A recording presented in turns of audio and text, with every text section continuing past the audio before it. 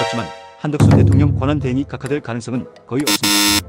헌재가 한덕수 탄핵 심판에 대한 판단을 3월 24일 오전 10시에 내립니다. 그런데 헌재는 국민의힘이 제기한 권한쟁의 심판에 대해서는 선고하지 않기로 했습니다.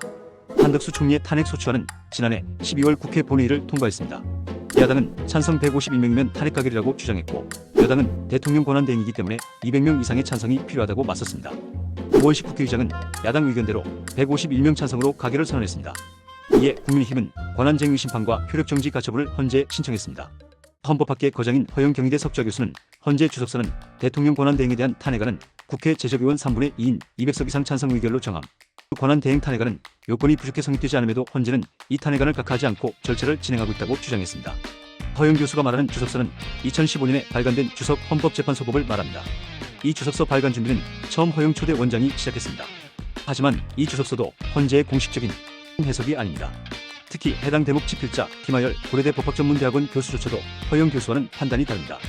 국민의힘이 주장하는 대통령 권한대행 탄핵안 의결 정족수는 200석에 대해 김하열 교수는 오득이다라고 지적합니다. 김 교수는 탄핵 소추의 정족수는 사유 발생 시점에 따라 달라져야 한다며 대통령 권한대행을 승계하기 전 국무총리로서의 행위는 국무총리 정족수를 적용하고 대통령 권한대행 승계 이후의 행위는 대통령 정족수를 적용해야 한다고 설명했습니다. 그러나 이번 민주당의 탄핵안에는 국무총리 시절의 행위와 대통령 권한대행 이후의 행위가 혼합되어 있습니다.